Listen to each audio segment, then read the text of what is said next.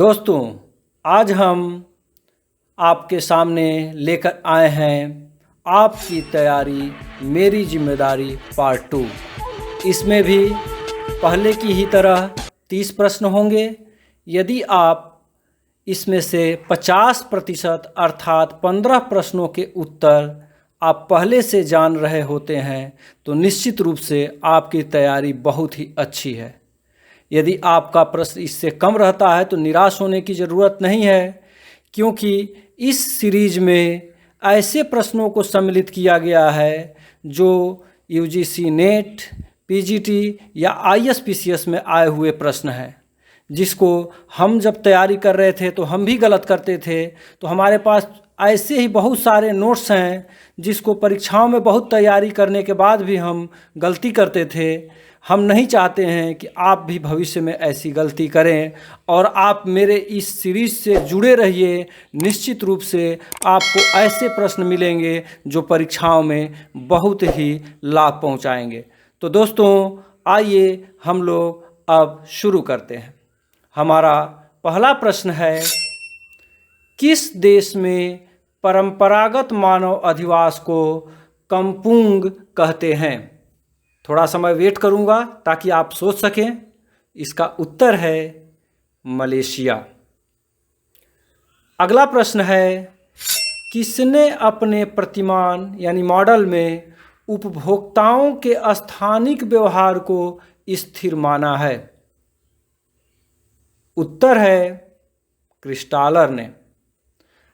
अगला प्रश्न है, कौन सा वानस्पतीय जगत विश्व के सर्वाधिक धरातली भाग को घेरता है?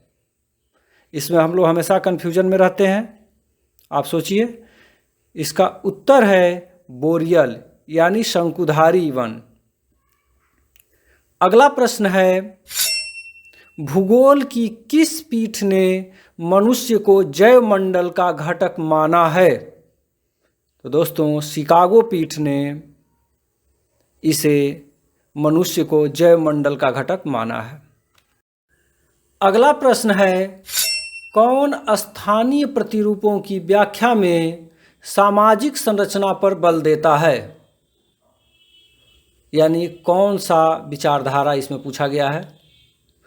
उत्तर है क्रांतिपरक भूगोल। अगला प्रश्न है, वुपर्टल जो सूती वस्त्र उत्पादक क्षेत्र है किस देश में स्थित है? ये बताइए, वुपर्टल किस देश में स्थित है? उत्तर है जर्मनी। अगला प्रश्न है, औद्योगिकरण के स्तर के निर्धारण हेतु संयुक्त विधि का उपयोग किसने किया था? उत्तर है सीएफ जोन्स। अगला प्रश्न है, हिंदुस्तान शिपयार्ड एवं मझगांव शिपयार्ड कहाँ स्थित हैं या किस राज्य में स्थित हैं? उत्तर है क्रमशः उड़ीसा एवं महाराष्ट्र। यानी हिंदुस्तान शिपयार्ड उड़ीसा में स्थित है तथा मझगांव शिपयार्ड महाराष्ट्र में स्थित है। अगला प्रश्न है, नुबा जनजाति किस देश से संबंधित है? यानी किस देश में पाई जाती है नुबा जनजाति? उत्तर है सूडान। 10वां प्रश्न है, लेक्सोड्रोम नाम की सीधी रेखा खींची जाती है। यह भी बहुत कॉमन क्वेश्चन है, इंटरव्यू वगैरह में भी पूछा जाता है कि लेक्सोड्रोम के बारे में बताइए, ये क्या है, किस प्रक्षेप पर खींचा जाता है? तो इसका उत्तर है मर्केटर प्रक्षेप पर खींचा जाता है। अगला प्रश्न है, आइसोनॉमल्स क्या हैं? उत्तर है समान तापीय विषमता वाले स्थानों को मिलाने वाली रेखा को ही हम आइसोनॉमल्स कहते हैं। नेक्स्ट क्वेश्चन है, एक समांगी प्रदेश में उच्च विभिन्नता वाले क्षेत्रों को प्रदर्शित किया जा सकता है। किसके माध्यम से हम उसे प्रदर्शित कर सकते हैं, दिखा सकते हैं? इसका आंसर है डेसीमेट्रिक मानचित्र द्वारा। अगला प्रश्न देखते हैं, आपके सामने है, लॉरेंज वक्र का प्रयोग किया जाता है, किस चीज़ को दिखाने में इसका प्रयोग करते हैं? तो आंसर है स्थानिक असमानता के मापन के लिए। अगला प्रश्न देखते हैं, शिवोक गोला दर्रा किस नदी द्वारा निर्मित है? बताइए, आप लोग सोचिए। इसका आंसर है तीस्ता नदी द्वारा। अगला प्रश्न है, भूपृष्ठीय अपरदन सिद्धांत किससे संबंधित है? यानी किस तरह के स्थलाकृतिक विकास से यह भूपृष्ठीय अपरदन सिद्धांत संबंधित है? आंसर है अंतःसागरीय गर्त की उत्पत्ति से। नेक्स्ट क्वेश्चन है, किसने स्थलाकृतिक विकास के मॉडल में न्यूनतम बल के नियम का प्रयोग किया है? आंसर है जीके गिलबर्ट महोदय ने। नेक्स्ट क्वेश्चन देखते हैं, सांध्यकालीन सर्वाधिक रंगीन मेघ है। क्वेश्चन बहुत सामान्य है, आता रहता है, लेकिन हम लोग भूल जाते हैं, ध्यान रखेंगे। कपासी। अगला प्रश्न है, सागरीय बायोम में प्राथमिक उपभोक्ता है, क्या होता है प्राथमिक उपभोक्ता? तो आंसर है जूप्लैंक्टन। नेक्स्ट प्रश्न, स्थानांतरणशील कृषि का प्रारंभ किस देश से हुआ? यानी स्थानांतरणशील कृषि जो थी वह किस देश से प्रारंभ हुई मानी जाती है? आंसर है थाईलैंड। अगला प्रश्न है, पेंसिल बनाने में उपयोगी वृक्ष कौन सा है? बताइए, ये तो बहुत सामान्य प्रश्न है। आंसर है सीडार। अगला प्रश्न है, सर्वप्रथम किसने सीमाओं के उद्भव की राजनीतिक एवं कानूनी व्याख्या प्रस्तुत की? किस विद्वान ने की थी, बताइए? आंसर है लैप्रेडेली ने।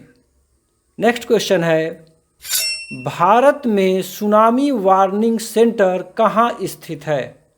यह भी बहुत सामान्य प्रश्न है, बताइए? आंसर है हैदराबाद। अगला प्रश्न है, किस सागर में ज्वालामुखी उद्गार नहीं होते हैं? वैसे तो बहुत सारे सागर होंगे, लेकिन ये सामान्य है जो कि प्रश्न पूछा जाता है, फेमस है, इसलिए इसको याद रखिएगा। आंसर है बाल्टिक सागर। नेक्स्ट क्वेश्चन है, विनाशकारी भूकंप के कारण त्वरण कितना होता है? यानी जो भूकंप आता है विनाशकारी, उसका त्वरण कितना होता है पूछ रहा है, तो इसको याद कर लीजिएगा। आंसर है 950 सेंटीमीटर प्रति सेकेंड स्क्वायर। अगला प्रश्न है, निशादीप्ति मेघों का निर्माण कहाँ होता है? कहाँ से मतलब है कि वायुमंडल के किस परत में होता है या किस जगह पे होता है? तो आंसर है मध्य सीमा में। अगला प्रश्न है, वनस्पति प्रधान पारिस्थितिक तंत्र की संज्ञा है? यानी वनस्पति प्रधान जो पारिस्थितिक तंत्र होता है उसको किस नाम से संबोधित किया जाता है? आंसर है फॉर्मेशंस। नेक्स्ट क्वेश्चन है, वन महोत्सव सप्ताह कब मनाया जाता है? यह तो जीके का क्वेश्चन है दोस्तों, इसका उम्मीद है कि आपको उत्तर आना चाहिए। इसका आंसर है 1 से 7 जुलाई के बीच जो है वन महोत्सव सप्ताह मनाया जाता है।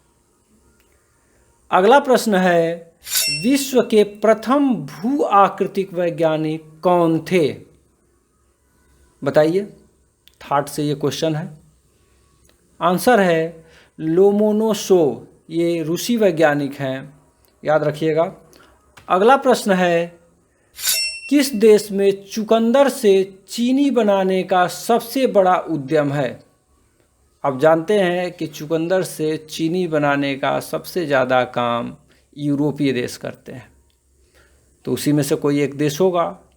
तो आइए देखते हैं, इसका आंसर है जर्मनी। लास्ट क्वेश्चन है, जो एक स्टेटमेंट दिया गया है, देखिए, आर्थिक भूगोल मानव की जीविकोपार्जन की विधियों की समानता एवं विषमता का अध्ययन करता है। यह कथन किसका है बताइए आप? आंसर है I.E. मर्फी का ये कथन है।